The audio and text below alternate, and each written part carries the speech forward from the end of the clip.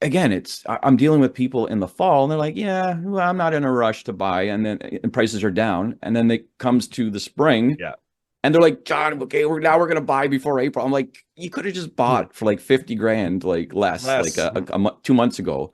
But now things have started to subside again, right? So we had a big jump in March. And now those buyers are like, again, they're like, yeah, I'm in the rush again. So you so now I always tell people, I tell them straight up, seasonality makes a huge difference. Like if you're going to buy now because that's the time and you need to buy for whatever reason, that's fine. But like, don't buy into the markets you think it's a spring rally and you're going to be priced out again, because we just keep seeing the same thing repeat over and over, but we're seeing it more aggressively. So there's more fear in the markets in the last few years than there was, 5, 6, 7 years ago. You're listening to the Ottawa Real Estate Podcast with your hosts, Paul Stevenson, David Warren, and Greg Campbell. Let's see what's going on in the world of real estate today. Hello, and welcome back to the Ottawa Real Estate Podcast, your go-to source for all things real estate in our nation's capital. My name is Paul Stevenson. I'm a level 2 mortgage agent, and I'm joined as always by my esteemed co-hosts, Greg Campbell, realtor extraordinaire, partner at the Campbell Merrick Group, and David Warren, level 2 mortgage agent and owner at Referral Mortgages. Gentlemen, how are we doing? How's the end of April? End of April is exciting. There's lots going on. I know we kind of decided not to get into what we've done over the weekend and just get into real estate, but I got to say, I was at a dance competition again with my kids in Tremblant this weekend, and they kicked butt. They got a second place, a third place, and a first place in their duo routine. So pretty happy about that. While I was away, real estate was things were still happening. Yeah. Get the horns going, Stephen. And what about you, David? Weekend was pretty busy, but good. Nothing to write home about though. Okay. Usual family stuff. So we can just bypass all of that. Yeah. Well, are we ready to just dive right into it? I gotta get Paul. Paul, did I leave you out, Paul? Always. But I have to say, I have to give an update on the permits, because we've been talking about my permits for weeks. So I ended up, as we know, I got my original permit for the additional washroom addition. John will bring you into this later. We have a guest today as well, by the way, everyone. And I got the permit from the city. Inspector comes out to look at the rough-in, says, "Where's your septic approval?" We said, "What are you talking about?" He says, "Oh, you need a septic approval." We call the septic department of the city. They say, "Stop everything. You should have come to us first. The city shouldn't have approved this permit." So we had to stop everything. We had to apply separately to the septic department, the RVC. The RVCA received our application. Then they contact you within 5 days for payment over the phone. Okay. We get a call for payment. Then we wait again for another 5 to 10 days to get an approval. We sent them everything, application, the original installer's documents showing that we have sufficient fixtures for the septic. We had the inspection done when I moved in before my remodeling, saying that it's sufficient to add fixtures.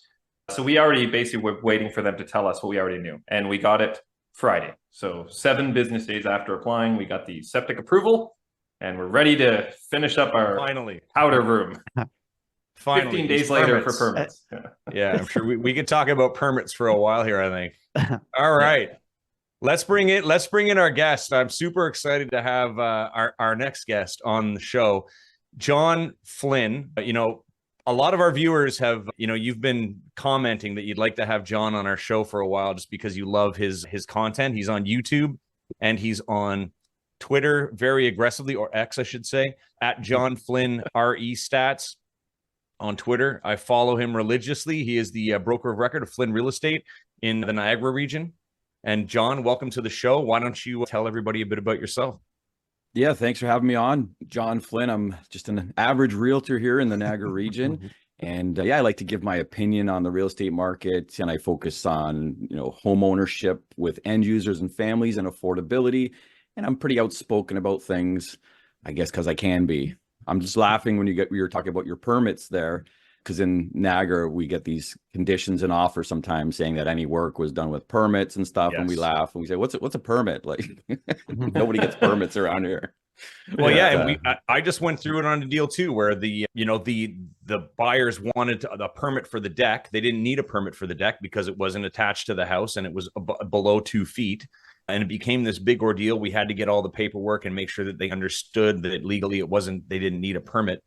But now I went and did I'm about to do another listing, and they did a ton of renovation. I'm like, do you have the permits? I'm like, just in case someone asks again, because I have a feeling it's going to become more of a thing.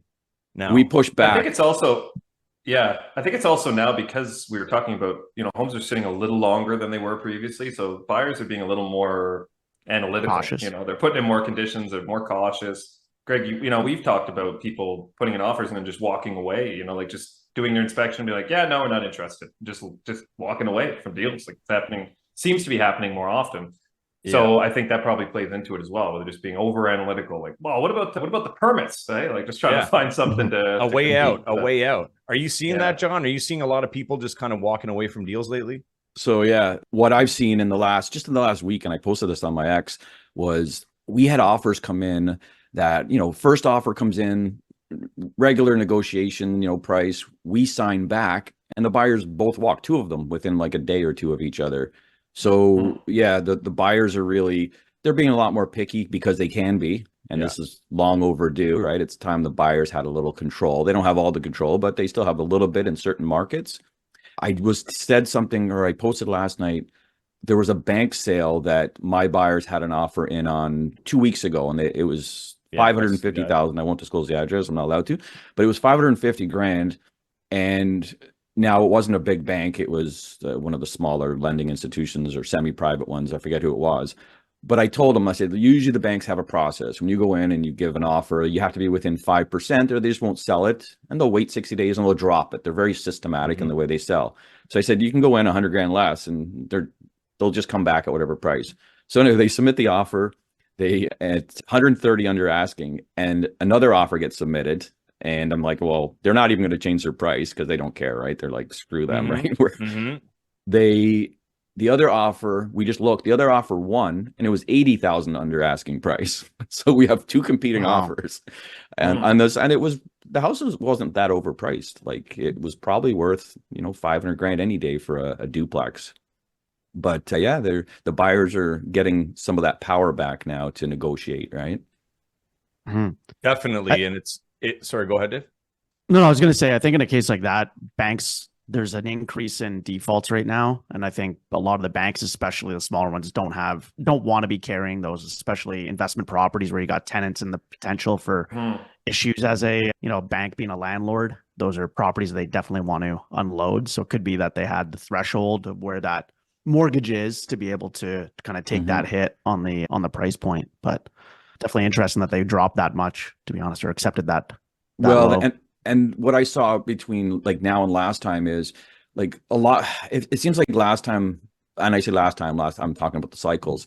There was a lot more insured mortgages. So when they're insured, the banks don't have to, unload it. But I'm guessing this wasn't insured because it was an investment property, and of course they have to recover what they can. And time is of the essence, right? So they probably covered most of their costs, I'm guessing.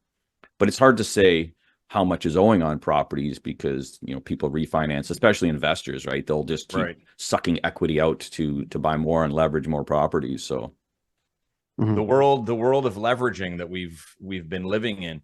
I know there was something really interesting that you said a while ago. I mean, there's a lot of information, but you were talking about back to the 2017 prices in one of your posts. And the number, correct me if I'm wrong here, the number that you said, there was only a difference, I guess this was in Niagara, of $50,000? So no, this was national prices. National prices, okay. Yeah, so this is the national average in Canada. And again, it's hard to like put stuff out on Niagara because people are like, yeah, who cares about Niagara? Like, tell me Toronto, right? So then then if you go Toronto, people are like, well, Vancouver is different. Well, so it was the national. Well, that was the national. Okay. So we got down to, in January 2023, which of course the winter is always the low point, right? We were down to $612,000 for the national average residential price. And in 2017, at the peak, now this was at the peak in 2017, which 2017 was a stellar year in Canada. We were up to, I'm just trying to remember, it was $53,000 off. So $559 we were at. So we had a $53,000 difference, if the math's correct there, but it was a $53,000 difference between 2017 and last year. So people like, when they think you're crazy, it's never going to go, it's only going to go up. Well, no, we were close. Much. And $50,000, we do that in a month sometimes. Right. So that, okay. And that was, I wanted to bring this in here because when I heard you say that, I had this idea in my head, you know what, I'm going to look at a neighborhood in Ottawa and I'm going to take townhomes, 3-bedroom townhomes with a finished basement as like my test group. And I went back from 2017 and I did all the way to 2024, and it's staggering. So the average home the average list price in this one community of Ottawa, in Barhaven, this suburb of Ottawa in the south. Oh yeah, Barhaven, yeah. You know Okay, so the average price, you had a few fires over there. Sorry, yeah. Yes, there's been fires and explosions all over Ottawa. The average price was about $304,000, and then the average sale price was $301,000. Now, there's a graph that I have, it goes all the way up, but now it went way up to 681 in 2022, down to 608 last year. Now we're back up at 642. So that's that's more than double in those 7 years for that one community. And I imagine it's similar in a lot of suburbs in most cities. So when I hear that $50,000 difference Canada-wide, it doesn't seem that substantial, but when you get down into your specific neighborhoods, it changes dramatically. Yeah, right? And I look at the rallies, right? I posted this, I have it in front of me right now so I can quote it. So like the national rallies, they're like $100,000 rallies in seasons. And in 2017, we were up 89 and then down 87. And we went up 119,000 in 2020, and then 2021, 113,000, then $154,000 rally to the peak. And then we dropped 187,000 starting in March 2022. And then we went up $117,000 last year, or maybe it was just last spring. So it's just the volatility in the market's crazy. It's like Bitcoin, the real estate market, right? It's like it just rallies so aggressively. It's insane. And those numbers that you're just quoting, is that national or is that Niagara region? Yeah, these are the national averages. The national average price for Canada. It's on my X from April 16th, and I actually put those rallies and the declines in there to show, like, it's like insane that we have these swings. Like, so in Niagara, where I am, in the whole region, about 500,000 people. We had from February to March, it was like a $70,000 rally. And this year's not that great compared to last year, but just in 1 month, average price is up 70 grand. Like it's nuts, right? Yeah. And so how are you working with clients and tempering that, when you've got such rallies, like peaks and valleys, timing, obviously it's seasonality, I would imagine, especially in that region. How do you work with clients or how are you guiding them when they're looking? That's a good question. You should have asked it more aggressively. John, how do you sell any homes, buddy? So people always need to, like, when people are in the market and they're buying and selling, right? It's usually pretty easy. It doesn't really affect, because their house is up and they're going to buy something as long as they're not going too high, much higher than they were. But it's like, again, I'm dealing with people in the fall and they're like, yeah, well, I'm not in a rush to buy. And prices are down. And then it comes to the spring. Yeah. And they're like, John, okay, we're going to buy before April. I'm like, you could have just bought for like 50 grand, like less. Like 2 months ago. But now things have started to subside again, right? So we had a big jump in March. And now those buyers are like, again, they're like, yeah, I'm in no rush again. So now I always tell people, I tell them straight up, seasonality makes a huge difference. Like if you're going to buy now because that's the time and you need to buy for whatever reason, that's fine. But like, don't buy into the markets you think it's a spring rally and you're going to be priced out again, because we just keep seeing the same thing repeat over and over, but we're seeing it more aggressively. So there's more fear in the markets in the last few years than there was, 5, 6, 7 years ago. Yeah. So I'm like, now I'm telling people, so now I'm saying, look, we're getting into a good buying season now, because it looks like we've kind of passed that spring insanity. So the prices aren't going to, maybe May, we'll see what happens, but it looks like we passed that. So I said, you're getting into the good season. early summertime, you'll be able to save money and get some deals. Now, when it's first time buyers, I put my message out there. I'm like, don't buy into this market. But people, there's some good income earners out there, and they're not really that affected by prices and what's 100 grand or 200 grand. They prefer a home. So then that's a conversation where I say, look, if you're going to buy a home, just make sure that you're prepared that it could be down 100 grand in 12 months. Like if the economy weakens and unemployment rises, like I'm saying, like I call for with my home buying recipe, which it looks like we're headed that way now. Unemployment's rising, mortgage delinquencies are rising. There's a good chance your house will be down. Whether I'm right or wrong, you have to be prepared. And that's the conversation I have, instead of just saying, don't worry, it's going to go up. Yeah, it might go down a bit, but it'll be back up, in a few years. Like, I don't like to spread that either. So just being honest, and they appreciate it, right? Yeah, and I think you push it like how we do. I'll push it. It's just like I always have the conversation with people. I say, look, if you don't don't try to predict the market and what you're going to earn in your home, like a stock or anything. Just if you need a place to live, buy it to live there. You're going to stay 5-10 years. You're not moving in with your family to flip a house, to make an extra 100 grand or leverage it into investment property, which is basically kind of like, seems like a silly idea now to most people. Yeah. Now that's another issue too, is I'm actually going to do like a little video, one of my on the ground videos this week, I think, about it. But it's a tough proposition when you're like, here, you can rent this house for $2,500 a month, but this house over here, you give the bank 100 grand and you can have this for 3,500 a month. Yeah. and 2,000 is going to interest. So like, it's a tough proposition, but again, everyone's different. And if that's what they want, that's what they want. But again, this is how I explain it to them.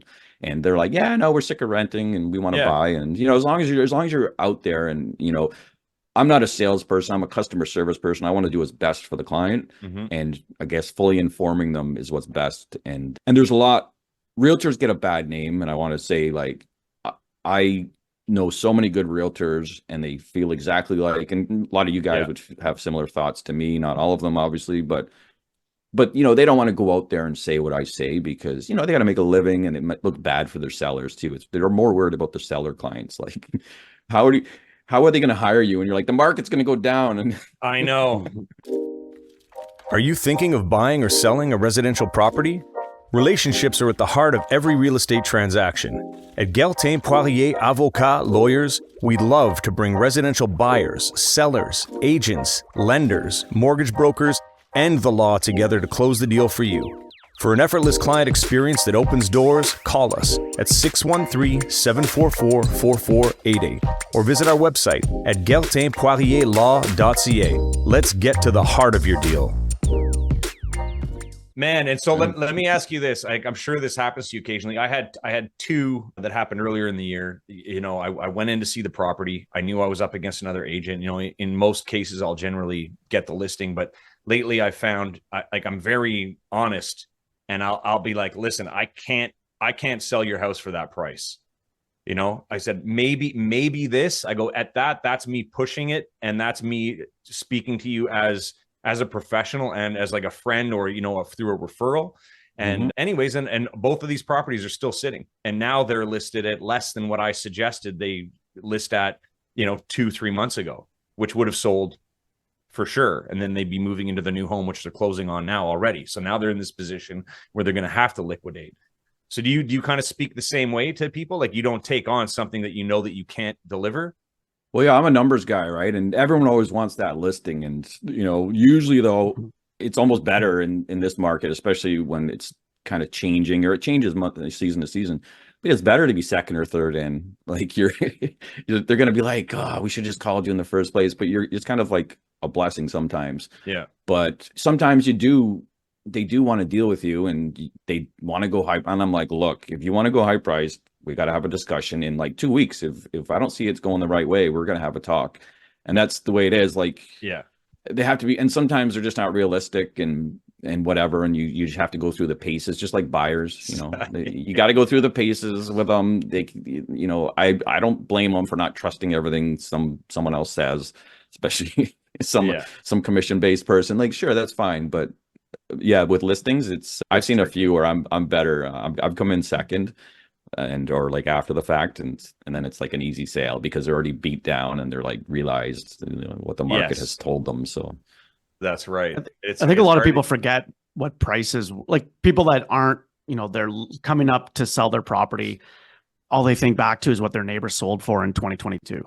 And they, because they're not following it. They're not looking at those numbers. We talk about all the time of, just people psychologically have that. Well, Timmy down the street sold for X and, that's what I want. But it's, it's so long ago and it's such a different market that people kind of get dissuaded and they kind of think of that end number, whatever I listed at is what I'm going to get, as opposed to like, no, you can list it whatever you want. It's not necessarily worth that. And they go through that roller coaster of realizing, coming to terms with that original list price of being a dumb idea. Then it's up to us to help guide them. Yeah, I think it's the same. You guys probably see it on your side the same way that Dave and I see people come in and be like, oh, well, we're waiting for rates to drop, or my friend just got a 3.99 fixed rate, or like they have these ideas in their head that are just from water cooler conversations and they don't actually have their finger on the pulse. So they come in with these unrealistic ideas to you guys or us saying, this is what I want, without asking like, what's possible. It's more like they have this preconceived notion of what they're expecting. And then we have to kind of give them a bit of a reality check or break the bad news to them of like, this is where things actually are today. It's not what it was in 2022 or 2017, or this is today now. We even said in November, Greg, like we were telling people, now's a really good time to buy. And now prices are up 60 grand. And same thing you said, John, like they should have bought 6 months ago. And now they're thinking, oh, well, we think we're going to wait because we're hearing prices are going to go down. Rates are going to go down. We're going to wait. John, you're probably the same way as me, where it's like when it comes to October, November, December, and you've got people ready to buy, you're just like, guys, like this is the time, start doing it. And most of them won't. No. You'll get a couple that'll be super happy, but most of them sit and wait because they'll see a house. They're looking for that perfect house that may or may not come available, whether it's November, whether it's May, but then they're paying more come springtime, more competition, more product, but whatever. What happens is, they see it sitting in November and they're like, well, it's probably going to go lower. I'm not going to buy it now. It's going to be less. And the spring comes and it's opposite. I always give the old, I always refer to Bitcoin because it's so widely known between younger people and with the market. And people say, well, when prices go down, like you're saying, John, then the investors are just going to buy them up. And I'll say, yeah, just like the investors bought Bitcoin when it was $16,000 US, right? Like they didn't want to touch it when it goes so low, and then when it goes high, everyone wants to buy it. But I remember I was going to buy a Bitcoin when it was 20 grand. So when it goes to 20, I'm buying it. It went to 20. I'm like, I'm not touching this. It's going lower. Right. And then it explodes. But I mean, whatever. It's up and down. Before I forget this, I want to ask this now. So because you commented on it, I think it was on YouTube. Maybe it was that interview that you just did. Because I've seen it here too. Like you were talking about the market, how mid-January it kind of started getting very good. February was great. March was pretty good. Like me and my partner, we were off to like a great start this year. Then all of a sudden, kind of like the end of March, April hit, and there was this kind of a massive slowdown, which, that's what you were explaining, saying you kind of saw it slowing down. But now all of a sudden, this last 2 weeks since that capital gains thing came into effect, it's not just investors calling me to, list their house for sale or try to beat this June 25th deadline. But I just found that there's been more people calling me to list their homes. More buyers are calling me suddenly out of nowhere. And we just sold 2 properties over the weekend that when we listed it, we felt that we priced it fair and that the clients wanted more, but they agreed to our price. And then we were up one day on both of them. One had 2 offers sold at asking, which was great. And then the other one we had at 665 and we sold it at 679, and they were the only showing, only offer. They weren't even competing, and they offered us 15,000 higher. Wow. Which was like, which was very, very strange because the seller wanted a certain amount. And I was like, there's no way that this is happening right now. But I did say to him, we talked about it. We had a laugh because I said, the only way that you're going to get this money is if the perfect buyer at the perfect time looking exactly for this house in this location comes and sees it first. And that's exactly what happened. So he was just like, I can't believe that you said that to me. And that's exactly what happened. Like super, super rare. But are you seeing in your market, things are starting to pick up? Like last week, did it pick up since that last video that you did? Or is it changing at all? Or is it still kind of just slower than usual? So you know what? It's different homes. It's like a different story almost. At certain price points, sure, it's busy, right? So, but yeah, like during beginning of April was kind of like the March, right? It kind of started the way March ended, which was busy for sellers, lack of inventory still. But now we're seeing, both inventory and buyers come to market. Especially like you said in the last week, I have seen it today. I'm competing on an offer with one of my buyers with two other offers. Right. But again, it's at that below the average price point in a good family neighborhood, nice house. So yeah, if the houses are priced right and it's what the market's looking for, then it's going to be busy on it. I always tell people, I say, look, good houses, they sell in any market, and there's always pent up demand out there, right? I'll never deny that, but I think we're seeing less pent up demand from the investors. So we've taken a lot of the investors out of it, although there's still investors out there buying. But yeah, so yeah, it has definitely picked up with activity, but I think the listings have picked up too, which will kind of suppress the prices. And the reason, at the same time that it did slow down in the middle of April or a few weeks ago, was because of price points, because they were getting out of control again, and the buyers took a step back and said, well, this is not going the right way, especially with fixed rates going up too, right? Fixed rates, have been creeping back up, and so the buyers are probably getting a little hesitant and pulling back, and the budget's been more limited by the rates. So yeah, no, definitely it's picked up in the last week or two. Yeah, okay. Yeah. So it's still moving.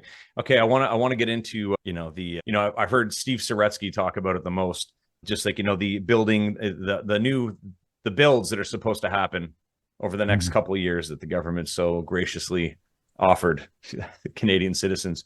The 15,000 or 1,528 homes per day, meaning 68 homes to be built per hour in the city, and that's like 24 hours a day, nonstop working, no breaks, no holidays, no nothing. So I just think it's important to get your comments as a professional and very outspoken on what you think of this plan and where you think that's going to go or start or end. All right, how many liberals am I dealing with here from Ottawa? I'm just kidding.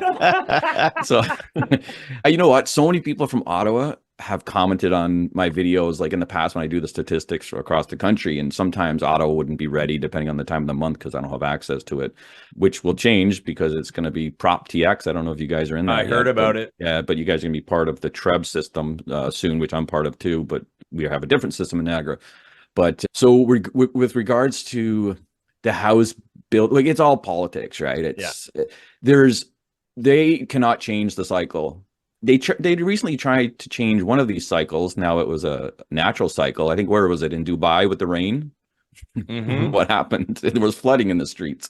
So now looking again, I posted recently at one of my charts on X here, and it's total housing starts by year in Canada, and they're linked to the recessions, right? And again, it's cyclical, just like the economy's cyclical, and they're doing everything they can to stop the worst from happening or the cycle from playing out on their watch, because it's a political move. So there's actually less housing starts than there has been in the last couple of years. So they're declining. So we saw them go through their cycle, and it looks like we reached our peak in 2021 for housing starts, and we're now declining. So we're on is it going to go back up? Well, I don't know, because they always coincide with recessions. So in 2005 or 6 or something, they had peaked, and then the recession, they actually drop. Housing starts drop through a recession, which makes sense because the liquidity's not there. And so he's fighting like an uphill battle at this point, and I just don't see it working out. I think at best case scenario, with all this money they're pumping in, they might be able to maintain some sort of 200,000 units per year, but I don't see it. I don't see them boosting it to 552,000 per year, which is more than double we've ever done, right? Well, I think 275 was the starts, but completions are different too. So completions are obviously lower than starts. But it's all politics, and it's a lot of social things.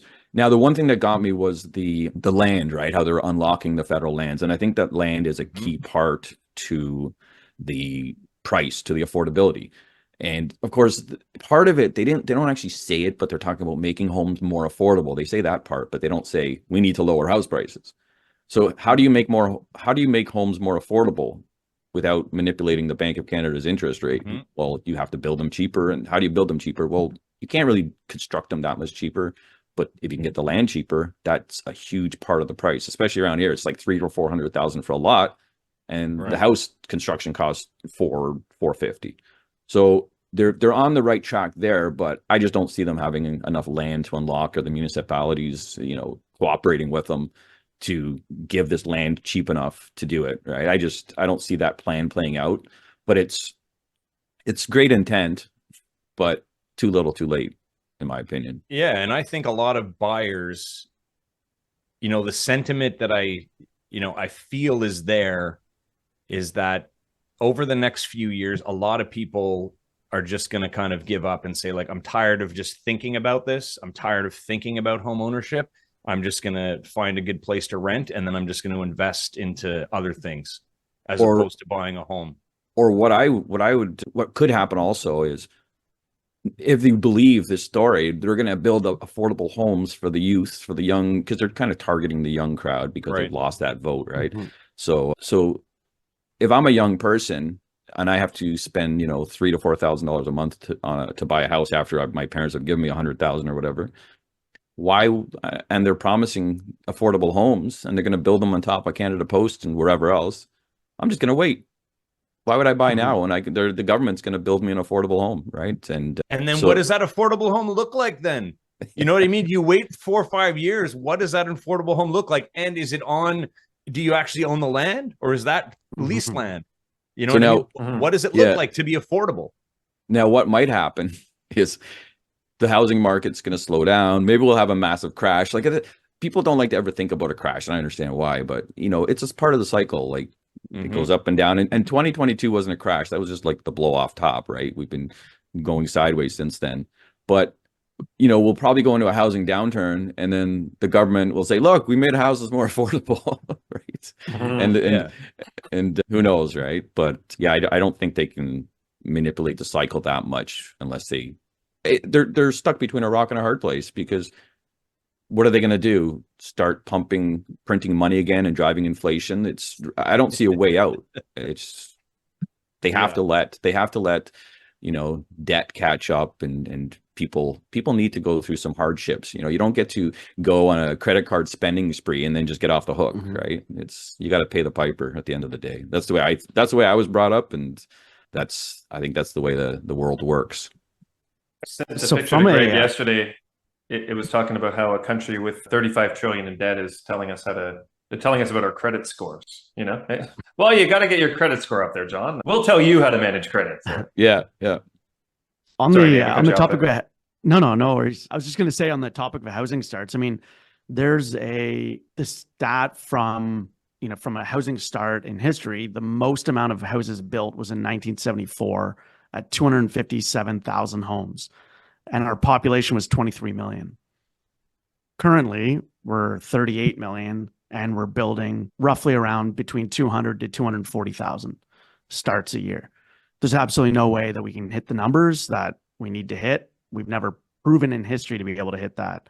So, to your point, Greg, whatever that affordability number looks like, it's just going to become, but it's going to be a moving target as 5 years, 10 years down the road. That affordability is just going to be a percentage less than what the average market is. I mean, the affordable rents, according to CMHC, for their multi-residential programs like MLI Select, you have to be 30% of the average rents for that median area.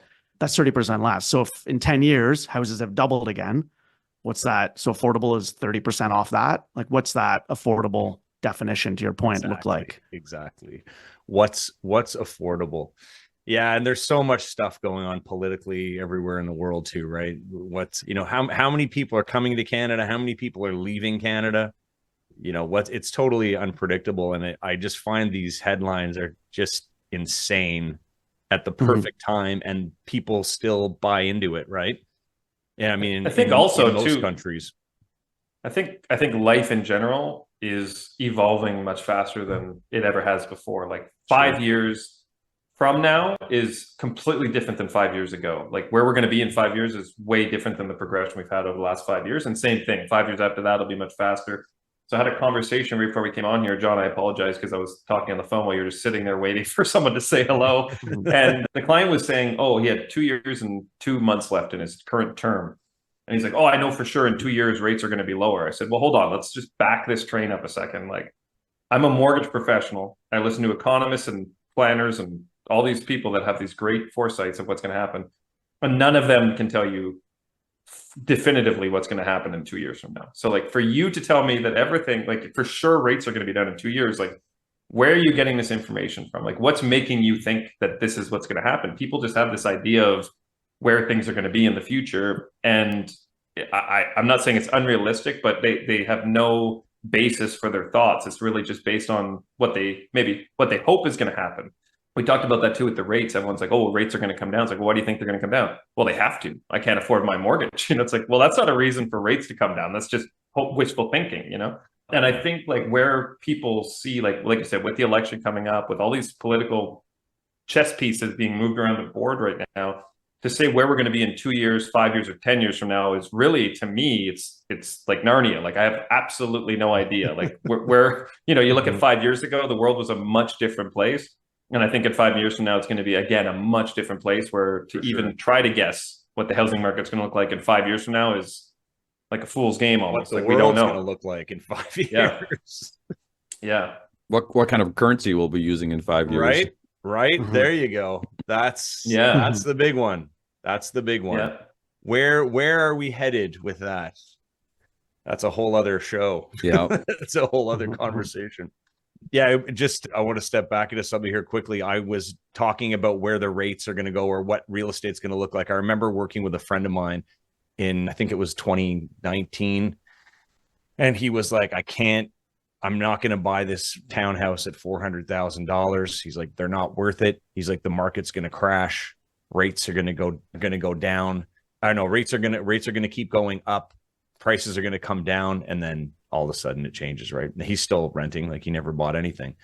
But just those conversations are wild. Year over year, it just keeps changing. And all we can do is just do our best to, make sure that we know what's going on. Watch guys like John Flynn get their viewpoint, all the data and valuable stats that he provides.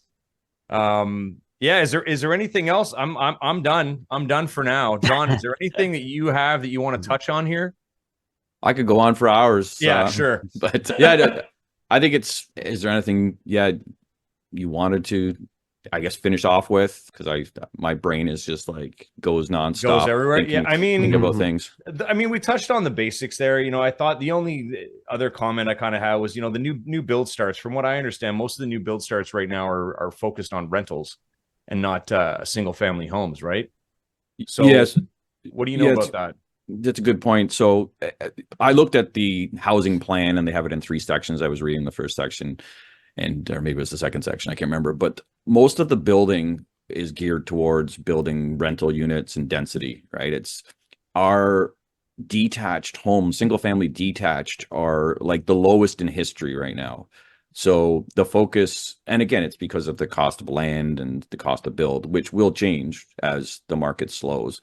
We need the market to slow. Like it's unfortunate for some people, but we need slowing real estate. We need slowing land prices. The actual land prices have diverged from the list price. They're getting there's $100,000 difference in the Itso area that I track, where 3 years ago it was a lot tighter. There was maybe a $50,000 difference in sale price to list price.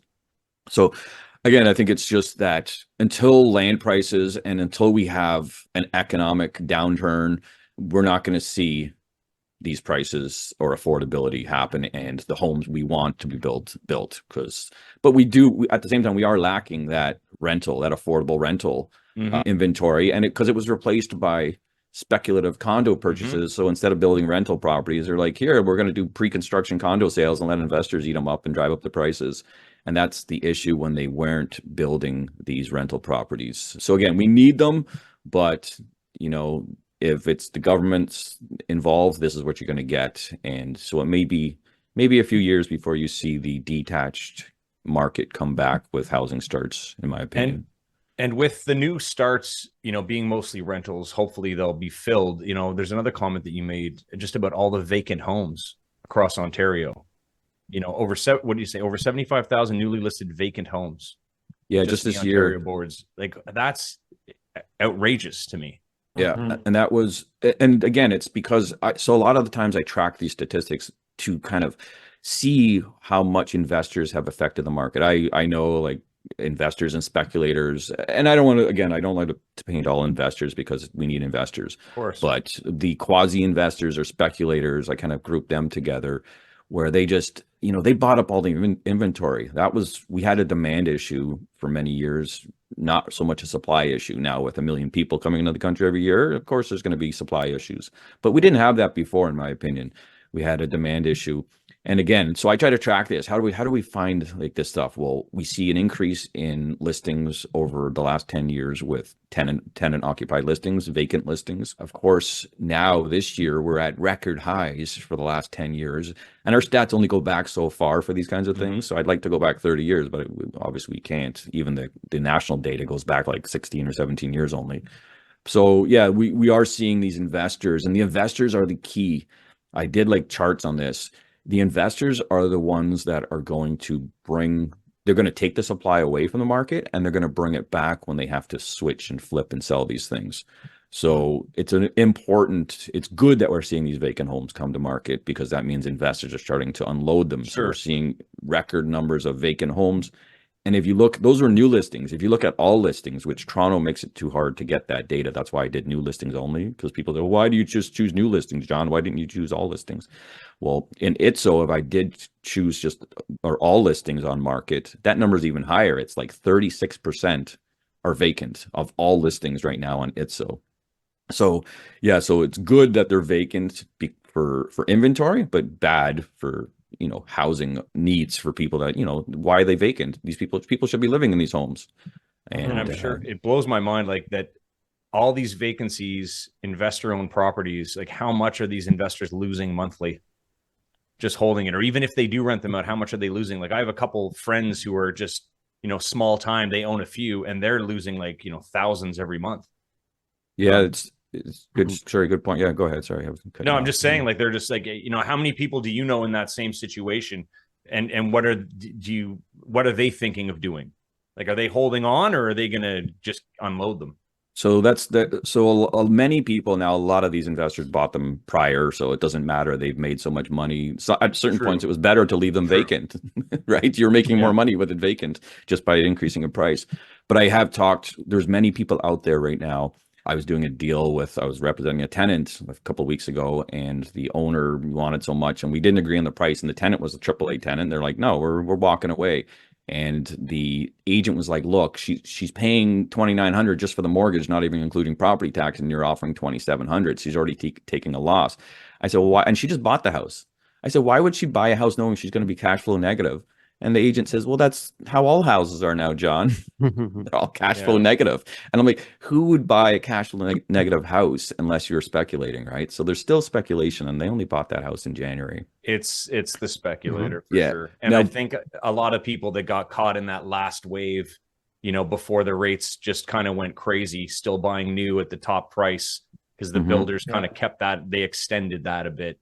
Now one more thing, just to the last question. So I guess the situation I see, and I hear about it many times, I've talked to many people, is they're in the situation where they're going to have to rent it at a loss because it was a pre-construction, whatever. But they're also going to have to sell it at a loss. So they're like, they're trying to hang on. They're saying, like, I don't want to lose my $150,000 that I put down. So do I take that loss now, or do I try to hang on and hope things improve? And there's a lot of people hanging on.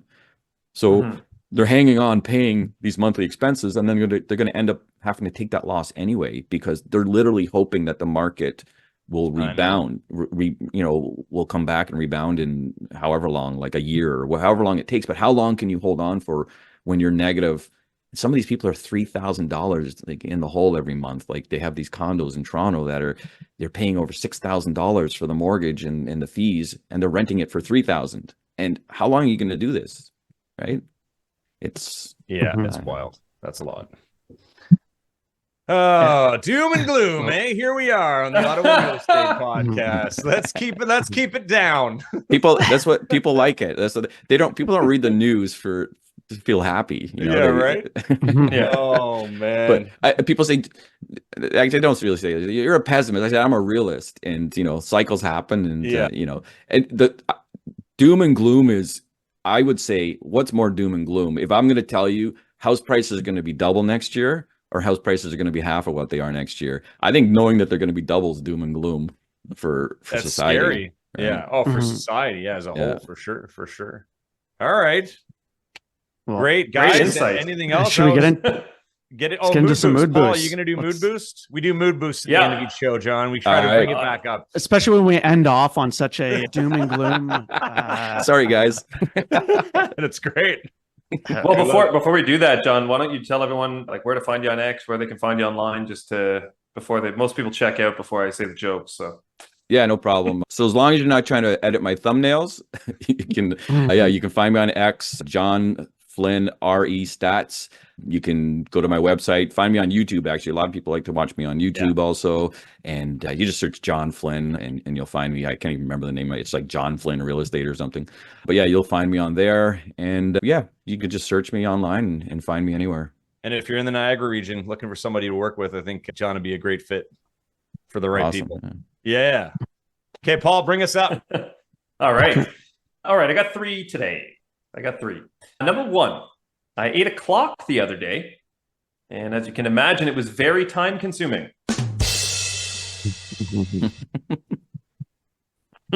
Thanks, Paul. Number 2, why was the belt sent to jail? For holding up a pair of pants. That was good. Yeah. And last but not least, number 3, what were the lion and the witch doing in your wardrobe? It's none of your business. Nice. You said Narnia twice on this show, Paul. I was going to say, that's why Narnia was on his mind earlier. Yeah. Lots of Narnia talk over here in my day. So everyone listening in, this will be released tomorrow, and we will be releasing at a new time starting likely next week. So we're going to be switching from Tuesdays to Wednesdays for the release of the show. So for anyone who is an avid listener, waits Tuesdays at 10 a.m., it'll soon be Wednesday at 10 a.m., just so you know. So we will be back. We're not going anywhere. Thank you, John, so much for being here. That was great. And we'll definitely have you back on. We'll have John as a regular contributor if he's open to it. So we can get the pulse on Ontario. I love it. Yeah, no problem. Awesome. All right. Thanks for being here. Have a great day, guys. Thanks everyone for listening. Thanks. Cheers.